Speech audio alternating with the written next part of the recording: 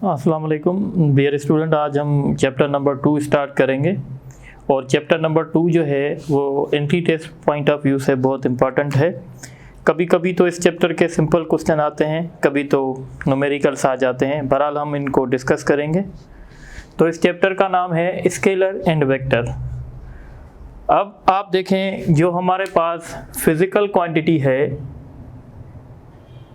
जो भी हमारे पास फिज़िकल क्वांटिटी होगी, उन क्वांटिटीज़ को 3 हिस्सों में डिवाइड किया गया है। एक को हम कहते हैं स्केलर क्वांटिटीज़ और एक को हम कहते हैं वेक्टर क्वांटिटीज़ और एक को हम कहते हैं टेंसर। ये आपके सिलेबस में नहीं है। थोड़ा सा इंट्रोडक्शन देख लेते हैं। देखें, जो स्केलर क्वांटिटीज़ होती हैं, हम कहते हैं स्केलर क्वांटिटीज़ वो होती हैं जिनको डिफ़ाइन करने के लिए मैग्नीट्यूड और प्रॉपर यूनिट की ज़रूरत हो, यानी those physical quantities which are completely described with the help of magnitude and proper unit. इसी तरीके से वेक्टर क्वांटिटीज़ अगर हम डिस्कस करेंगे तो हम कहते हैं वो क्वांटिटीज़ जिनको डिस्क्राइब करने के लिए मैग्नीट्यूड की, यूनिट की और डायरेक्शन की ज़रूरत होती है, उनको हम कहते हैं वेक्टर क्वांटिटीज़। और टेंसर, ये वो क्वांटिटीज़ हैं जिनके वैल्यूज़ चेंज हो जाते हैं अगर हम इनके डायरेक्शंस को चेंज करते हैं। बहरहाल हम इनको वन बाय वन डिस्कस करेंगे। तो स्केलर क्वांटिटीज़ पहले हम डिस्कस कर लेंगे। स्केलर क्वांटिटीज़, तो स्केलर क्वांटिटीज़ के लिए हम कहेंगे those physical quantities which are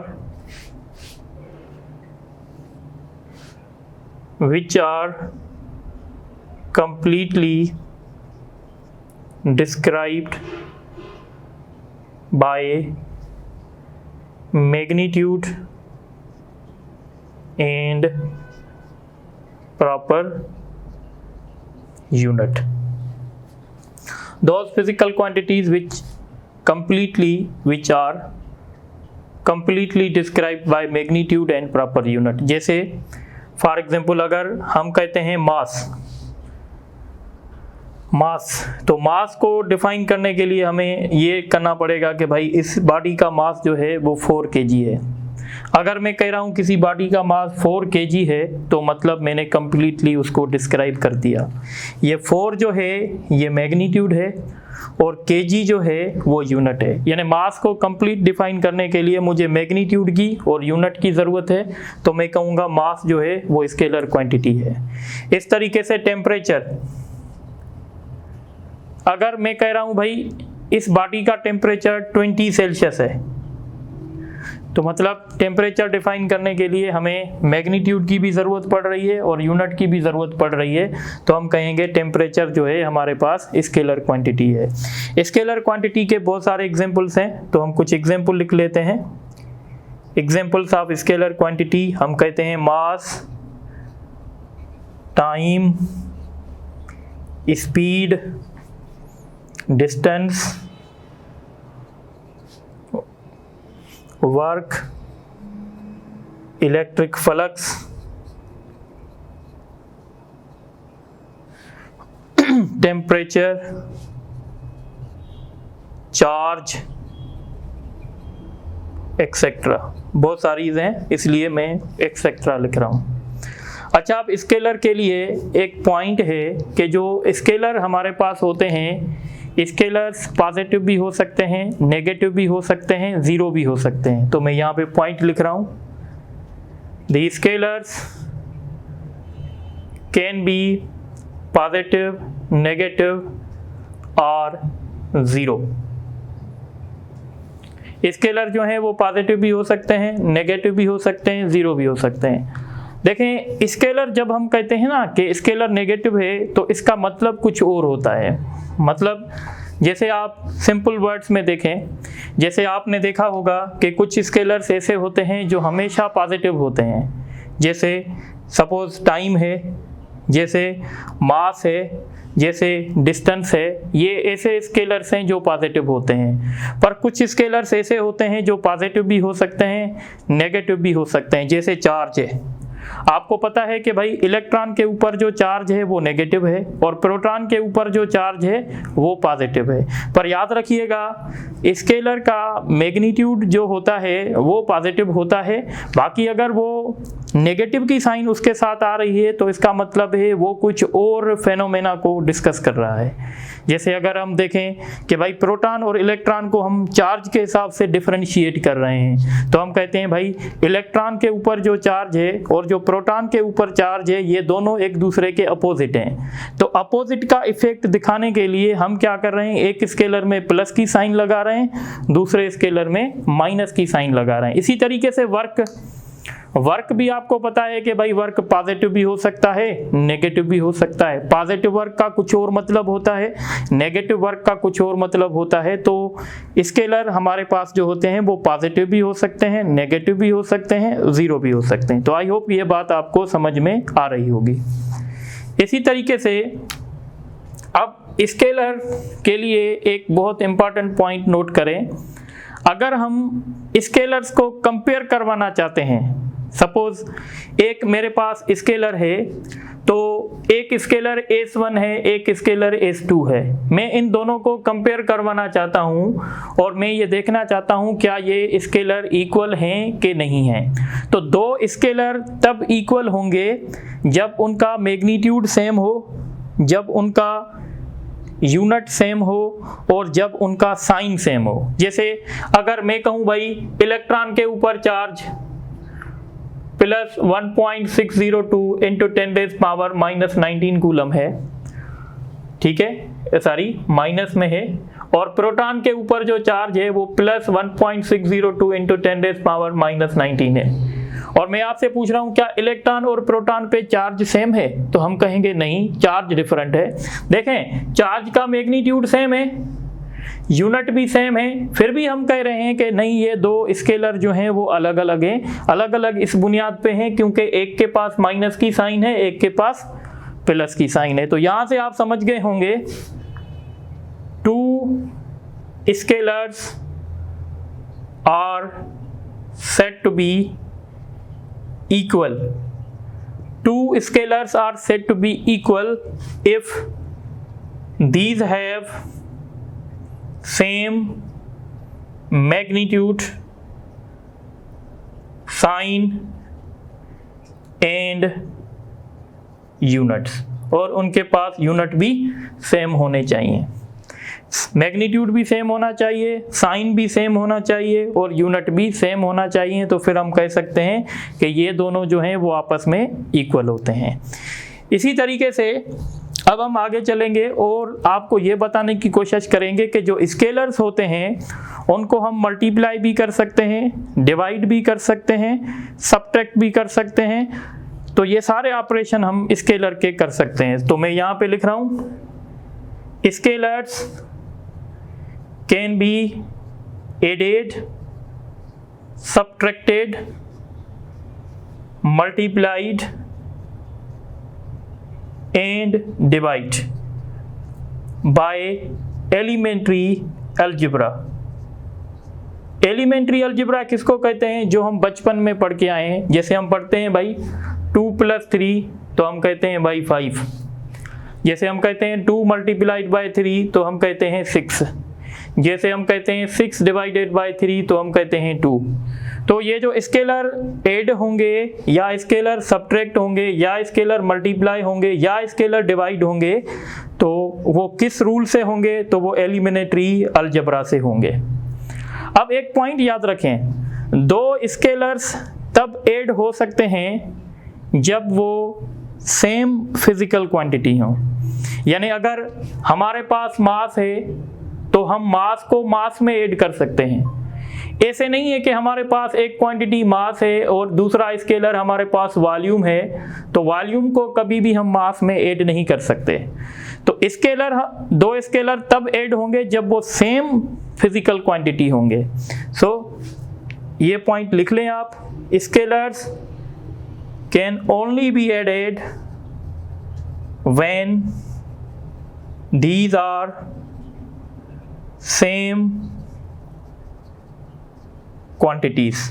जब वो सेम क्वांटिटी होंगे, सेम क्वांटिटी से क्या मुराद है कि भाई अगर एक स्केलर हमारा चार्ज है तो दूसरा स्केलर भी चार्ज होना चाहिए, एक स्केलर अगर हमारा टेम्परेचर है तो दूसरा स्केलर भी टेम्परेचर होना चाहिए। तो ये बात आपको समझ में आनी चाहिए। इसी तरीके से दूसरी पॉइंट आप याद रखेंगे, मल्टीप्लिकेशन के लिए कोई हार्ड एंड फास्ट रूल नहीं है। मल्टीप्लिकेशन के लिए हमारे स्केलर डिफरेंट भी हो सकते हैं, हमारे स्केलर सेम भी हो सकते हैं, पर यह बात आपको याद रखनी चाहिए कि एडिशन के लिए आपके स्केलर्स जो हैं वो सेम क्वांटिटी के होने चाहिए। अब स्केलर्स में कुछ प्रॉपर्टीज़ अप्लाई होती हैं, ये यहाँ देख लें। एक स्केलर ए है, एक स्केलर बी है, और हम इनको ऐसे लिख सकते हैं, यानी a plus b is equal to b plus a. ये जो प्रॉपर्टी होती है इसको कम्यूटेटिव लॉ कहते हैं, कम्यूटेटिव लॉ ऑफ एडिशन। तो स्केलर्स जो होते हैं वो कम्यूटेटिव लॉ ऑफ एडिशन को ओबे करते हैं। इसी तरीके से एक ये प्रॉपर्टी होती है,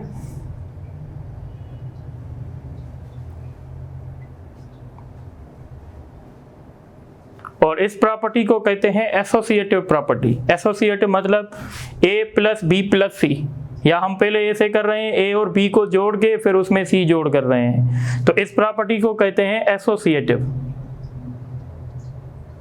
एसोसिएटिव लॉ ऑफ एडिशन। इसी तरीके से एक प्रॉपर्टी ये है, suppose n a plus b, ठीक है, यानी हम पहले a प्लस बी करेंगे फिर उसको n से मल्टीप्लाई करेंगे, तो हम इसको ऐसे भी लिख सकते हैं, n a से भी मल्टीप्लाई करेगा और n b से भी मल्टीप्लाई करेगा, फिर हम इन दोनों को जोड़ देंगे। इसको कहते हैं डिस्ट्रीब्यूटिव लॉ, इसको कहते हैं distributive law of addition, distributive law of addition over multiplication. इसी तरीके से a into b is equal to b into a, इसको कहते हैं commutative law of addition, commutative law of addition, sorry commutative law of multiplication. इस तरीके से एक और भी हमारे पास लॉ हो सकता है, जैसे a multiplied by b multiplied by c, या हम इसको ऐसे भी लिख सकते हैं, a multiplied by b multiplied by c। तो इसको कहेंगे एसोसिएटिव लॉ, पर बीच में ऑपरेशन कौन सा हो रहा है, मल्टीप्लिकेशन का, तो हम इसको ऐसे कह सकते हैं, एसोसिएटिव लॉ ऑफ मल्टीप्लिकेशन। तो कभी कभी आपको यानी पेपर में ये पूछ सकते हैं कि बताओ ये कौन कौन से लॉज हैं, तो ये लॉज आपको ज़रूर आने चाहिए। तो ये थोड़ा सा डिस्कशन हमारा था स्केलर्स के लिए, तो स्केलर्स के लिए ये सारी बातें आपको याद रखनी पड़ेंगी। अब हम डिस्कस करेंगे वेक्टर क्वांटिटीज़, तो आप इनको नोट करें ताकि मैं इरेज कर दूँ।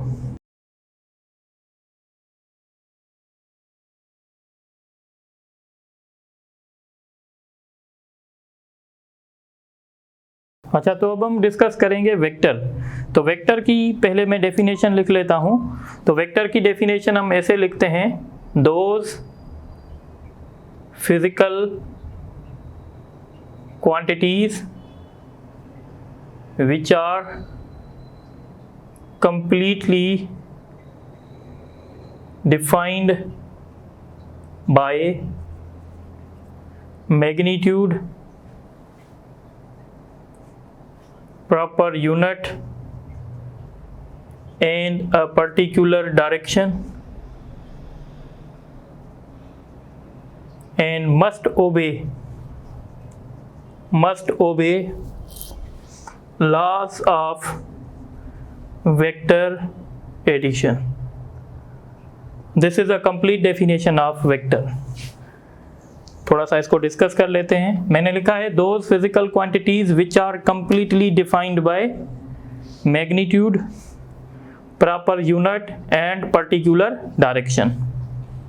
जैसे हम समझते हैं फोर्स है हमारे पास, तो फोर्स को मैं ऐसे लिखूंगा 4 न्यूटन टुवर्ड ईस्ट। तो अब देखो फोर्स को कंप्लीट डिफाइन करने के लिए मुझे मैग्नीट्यूड की भी ज़रूरत पड़ी, यूनिट की भी ज़रूरत पड़ी और डायरेक्शन की भी ज़रूरत पड़ी। तो ऐसी फिजिकल क्वांटिटीज़ जिनको कंप्लीट डिफाइन करने के लिए मैग्नीट्यूड की, यूनिट की और डायरेक्शन की ज़रूरत पड़ेगी, हम उनको वेक्टर्स कहेंगे। देखें वेक्टर्स के लिए एक बात ये भी है कि वेक्टर जो हैं वो लॉज ऑफ वेक्टर एडिशन को ओबे करते हैं।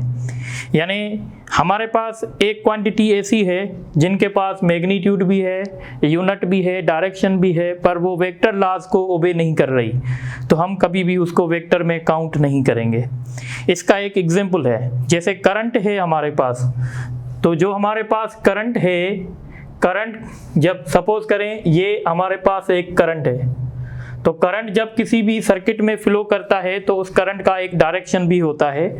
जैसे अगर मैं यहाँ पे डिस्कस करूँ कि भाई कन्वेंशनल करंट है, तो कन्वेंशनल करंट पॉजिटिव से नेगेटिव जो है वो फ्लो करता है, तो इस करंट के पास मैग्नीट्यूड भी होगा, यूनिट भी होगा, डायरेक्शन भी होगा, पर फिर भी हम इस करंट को वेक्टर नहीं कहते।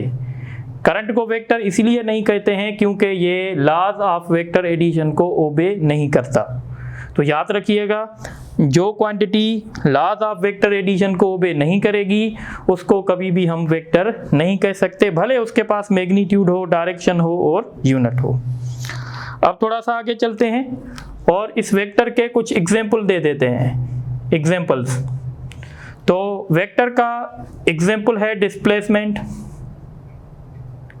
डिस्प्लेसमेंट के बाद वेलोसिटी, वेलोसिटी के बाद फोर्स, फोर्स के बाद मोमेंटम, मोमेंटम के बाद टॉर्क, टॉर्क के बाद एंगुलर मोमेंटम, एंगुलर मोमेंटम के बाद electric field, electric field intensity etcetera, और भी बहुत सारी क्वांटिटीज़ हैं जो वेक्टर्स हैं। अब जो हमारी वेक्टर्स होते हैं, वेक्टर्स हमारे जो होते हैं उनको, उनके पास जैसे मैंने पहले बताया मैग्नीट्यूड भी होता है और यूनिट भी होता है और डायरेक्शन भी होता है। अब एक बात आप याद रख लें, वेक्टर का मैग्नीट्यूड हमेशा जो होता है वो पॉजिटिव होता है। The magnitude of vector is always positive. पर जब किसी वेक्टर में नेगेटिव की साइन आती है, जैसे समझें ये एक वेक्टर है ए, ये है -5 न्यूटन और दूसरा वेक्टर है ये है +5 न्यूटन, तो माइनस में, माइनस का मतलब क्या होता है? माइनस का मतलब ये होता है कि ये उस वेक्टर का अपोजिट डायरेक्शन है। सपोज अगर मैं कह रहा हूँ वेक्टर ए जो है वो ये टुवर्ड्स ईस्ट है, तो अगर मैं इसे लिखूंगा वेक्टर माइनस है तो इसका मतलब होगा ये वेक्टर टुवर्ड वेस्ट हो जाएगा। तो वेक्टर में जब भी नेगेटिव की साइन आएगी तो इसका मतलब होगा कि उस वेक्टर का डायरेक्शन जो है वो अपोजिट होगा। The minus sign, the negative sign in vector shows the opposite direction। ठीक है, नेगेटिव साइन वेक्टर में हमेशा अपोजिट साइन, अपोजिट डायरेक्शन को शो करती है। अब यहाँ पे कुछ समझें।